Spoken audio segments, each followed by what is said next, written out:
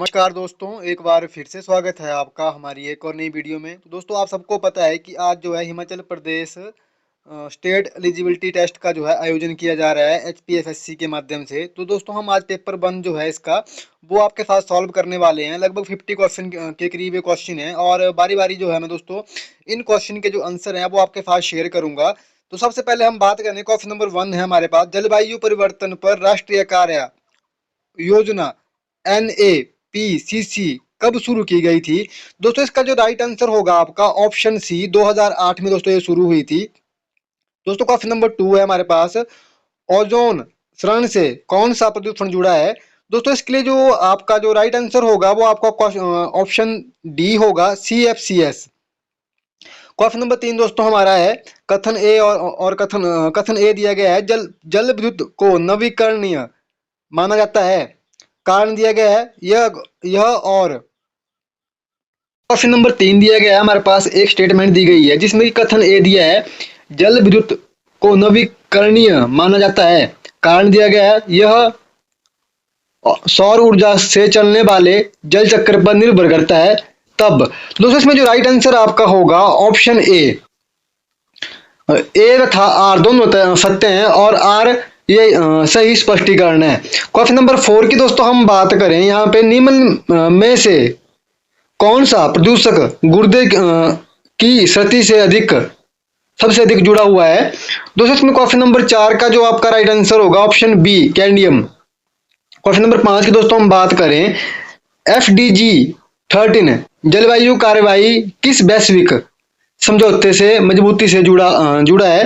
दोस्तों, इसका जो राइट आंसर होगा आपका इसका क्वेश्चन नंबर 5 का वो होगा आपका ऑप्शन ए, पेरिस समझौते से जुड़ा हुआ है। क्वेश्चन नंबर 6 की दोस्तों हम बात करें, परिणाम आधारित शिक्षा OBE मुख्य रूप से किस पर केंद्रित है?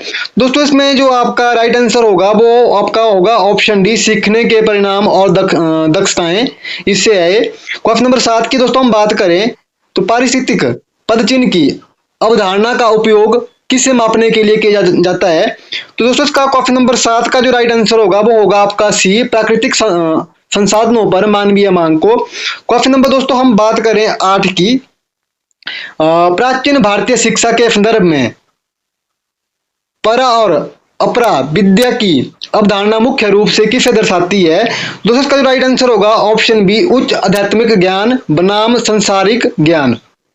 क्वेश्चन नंबर 9 की दोस्तों बात करते हैं, प्राचीन भारतीय शिक्षा शास्त्र में उपनयन शब्द का अर्थ है। दोस्तों, क्वेश्चन नंबर 9 का जो राइट आंसर होगा वो होगा आपका सी, औपचारिक शिक्षा का आरंभ और विद्यारंभ संस्कार। क्वेश्चन नंबर 10 की दोस्तों हम बात करें, कौन सी वैश्विक रैंकिंग प्रणाली दुनिया भर के विश्वविद्यालयों का मूल्यांकन करती है? दोस्तों, ये इसका जो राइट आंसर होगा आपका वो होगा option D, QS world ranking. तो क्वेश्चन नंबर 11 हमारे पास कुछ इस तरह दिया गया है, नीचे दी गई तालिका पढ़िए और इस तालिका के आधार पर 11 से 15 तक प्रश्नों के उत्तर दीजिए। कुछ इस तरह से दिया गया है। तो इसमें क्वेश्चन नंबर 11 जो हमारे पास है, किस संकाय में उसकी कुल संख्या के अनुपात पे दूरस्थ शिक्षा के छात्रों का अनुपात सबसे अधिक है? तो दोस्तों, क्वेश्चन नंबर 11 में आएगा बी, कला का, आर्ट्स का यानी। क्वेश्चन नंबर 12 की हम दोस्तों बात करें, इंजीनियरिंग में रेगुलर छात्रों और आर्ट्स में डिस्टेंस छात्रों का अनुपात क्या है? रेशो पूछी गई है हमसे। तो उसमें दोस्तों क्वेश्चन नंबर 12 का जो आंसर आएगा वो ए आएगा, 8:5 यानी 8:5। क्वेश्चन नंबर 13 की दोस्तों बात करें, यदि विज्ञान के नियमित छात्रों में से 10% छात्र दूरस्थ शिक्षा मोड में चले जाते हैं तो विज्ञान में दूरस्थ छात्रों की नई संख्या क्या होगी? तो क्वेश्चन नंबर 13 का जो राइट आंसर होगा दोस्तों वो होगा आपका ऑप्शन बी, 212। क्वेश्चन नंबर 14 की दोस्तों हम बात करें, यदि विश्वविद्यालय सभी संकायों में समान रूप से अपनी कुल नामांकन संख्या में 5% की वृद्धि करता है तो नई कुल संख्या क्या होगी? दोस्तों, क्वेश्चन नंबर 14 का जो राइट आंसर होगा वो होगा ऑप्शन डी, हमारे पास 2210। क्वेश्चन नंबर 15 की दोस्तों हम बात करें, यदि लॉ अपने डिस्टेंस छात्रों की संख्या दोगुनी कर देता है तो विश्वविद्यालय में डिस्टेंस छात्रों का नया प्रतिशत क्या होगा? क्वेश्चन नंबर 15 का जो राइट आंसर होगा दोस्तों वो होगा आपका ऑप्शन बी, 40%। क्वेश्चन नंबर 16 में दोस्तों हम बात करें, निम्न में से कौन सा डिवाइस कंप्यूटर को इंटरनेट से जोड़ता है? डिवाइस पूछा गया है यहाँ से हमारा। तो यहाँ पे दोस्तों जो इसका राइट आंसर होगा ऑप्शन ए, मॉडम। मॉडम जो है कंप्यूटर को इंटरनेट से जोड़ता है। क्वेश्चन नंबर 17 की बात करें, दीक्षा प्लेटफॉर्म मुख्य रूप से केंद्रित है। जो दीक्षा प्लेटफॉर्म है वो किसके लिए वो है, जो है मुख्य रूप से केंद्रित है। तो इसका दोस्तों राइट आंसर होगा ऑप्शन सी, शिक्षक शिक्षा और स्कूल स्तर के संसाधन है। ये जो दीक्षा हमारा जो प्लेटफॉर्म है वो शिक्षक शिक्षा और स्कूली स्तर के संसाधन। क्वेश्चन नंबर 18 की दोस्तों बात करें, डेटा स्टोरेज की शब्दावली में एफएफडी तेजी से एचएसडी की जगह ले रहा है। एफएफडी का पूरा नाम क्या है दोस्तों? यहाँ पे जो इसका राइट आंसर होगा ऑप्शन बी होगा, सॉलिड स्टेट ड्राइव। दोस्तों क्वेश्चन नंबर 19 की बात करें, रियल टाइम कॉन्फ्रेंसिंग के लिए नेटवर्क की कौन सी स्थिति सबसे ज्यादा नुकसानदायक है? तो यहाँ पे नुकसानदायक पूछी गई है हमारे पास, तो ऑप्शन इसका जो होगा सी होगा, पैकेट लॉस। क्वेश्चन नंबर 20 की दोस्तों हम बात करें, ई गवर्नेंस के किस मॉडल में सरकार और नागरिकों के बीच संवाद शामिल होता है? तो इसमें जो ऑप्शन होगा आपका ऑप्शन सी हमारा राइट आंसर होगा, जो कि है G2C। क्वेश्चन नंबर 21 की दोस्तों बात करें, निम्नलिखित में से कौन सा प्रभावी रचनात्मक मूल्यांकन का एक लक्षण नहीं है? लक्षण नहीं पूछा गया है। तो दोस्तों क्वेश्चन नंबर 21 का जो राइट आंसर होगा वो होगा ऑप्शन सी, योगात्मक ग्रेडिंग। क्वेश्चन नंबर 22 की दोस्तों हम बात करें, शिक्षण की प्रोजेक्ट विधि सबसे अधिक प्रभावी है। क्वेश्चन नंबर 22 का जो राइट आंसर होगा वो होगा ऑप्शन ए, व्यवहारिक कौशल और टीम वर्क विकसित करने में। क्वेश्चन नंबर 23 की हम दोस्तों बात करें, शिक्षण में रचनावाद शब्द का तात्पर्य है। तो इसमें दोस्तों क्वेश्चन नंबर 23 का जो राइट आंसर आपका होने वाला है वो होगा ऑप्शन बी, छात्रों द्वारा सक्रिय भागीदारी के माध्यम से ज्ञान का निर्माण करना। क्वेश्चन नंबर 24 की हम बात करें, उच्च शिक्षा के शिक्षण में आईसीटी को एकीकृत करने का सबसे प्रभावी तरीका क्या है? क्वेश्चन नंबर 24 का जो दोस्तों राइट आंसर होगा वो होगा ऑप्शन सी, पारस्परिकता और अनुसंधान तक पहुंच को बेहतर बनाने के लिए आईसीटी उपकरणों का उपयोग करना। 25 की दोस्तों हम बात करें, सतत एवं व्यापक मूल्यांकन किस पर केंद्रित है? दोस्तों इसका जो राइट आंसर होगा हमारा वो होगा हमारा जो है ऑप्शन बी, शिक्षार्थियों के समग्र विकास पर।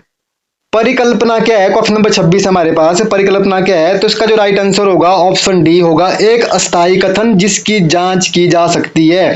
क्वेश्चन नंबर 27 की दोस्तों हम बात करें, यहाँ पे गुणात्मक अनुसंधान में डाटा संग्रह के सबसे आम तरीके हैं। दोस्तों इसका क्वेश्चन नंबर 27 का जो राइट आंसर होगा आपका वो होगा ऑप्शन सी, साक्षात्कार, अवलोकन और केस स्टडीज। क्वेश्चन नंबर 28 की हम बात करें, निम्नलिखित में से कौन सी एक गैर सव्यवस्था प्रतिचयन तकनीक है? तो दोस्तों इसका क्वेश्चन नंबर 28 का जो राइट आंसर होगा वो होगा ऑप्शन सी, उद्देश्यपूर्ण प्रतिचयन। क्वेश्चन नंबर 29 की बात करें, किसी शोध उपकरण की विश्वसनीयता से तात्पर्य है?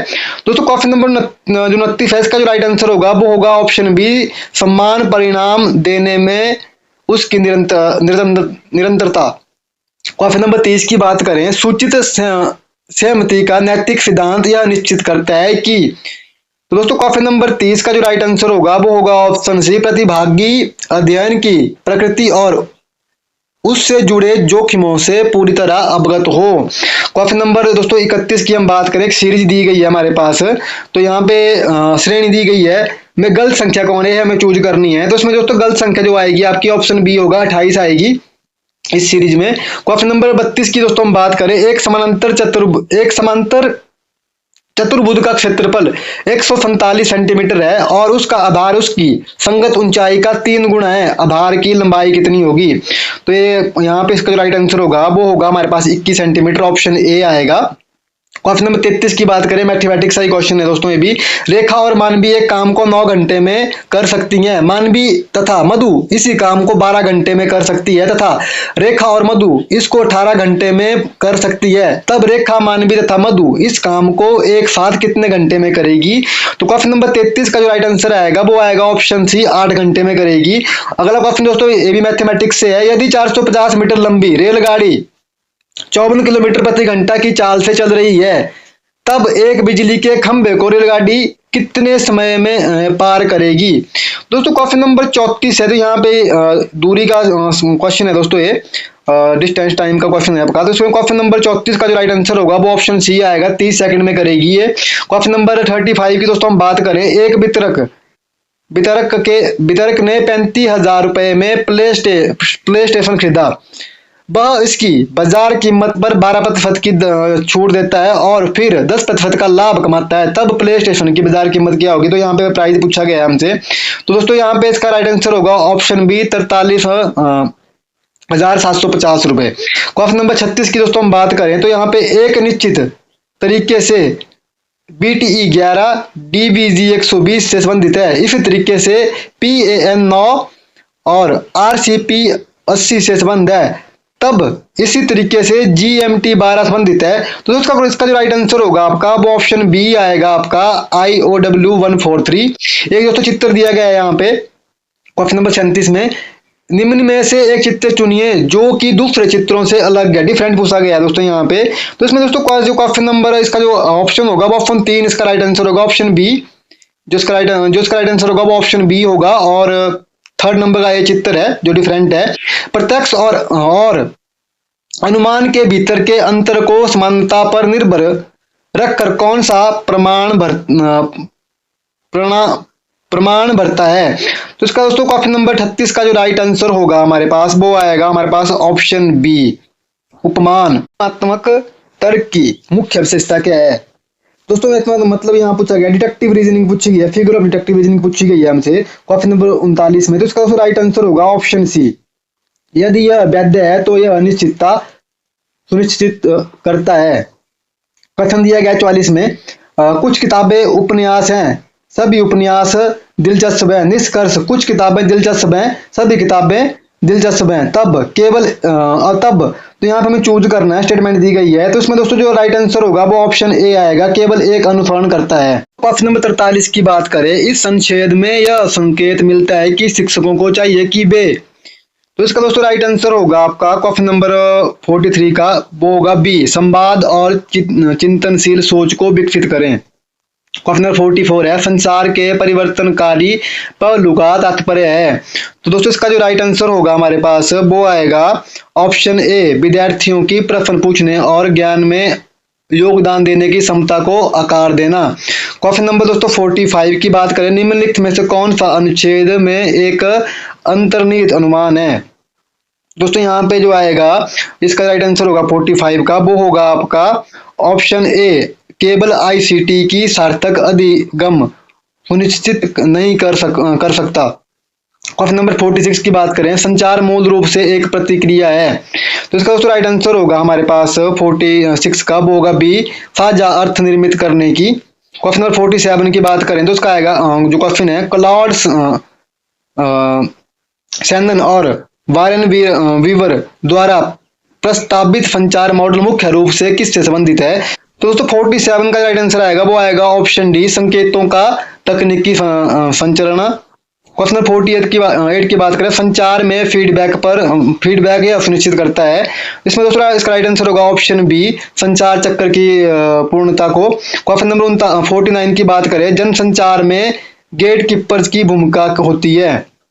दोस्तों इसमें जो राइट आंसर होगा वो होगा ऑप्शन सी, जानकारी के प्रसार से पहले उसे नियंत्रित और फिल्टर करना। क्वेश्चन नंबर 50 जो लास्ट क्वेश्चन उसका जो है, संचार सिद्धांत में शोर का तात्पर्य है।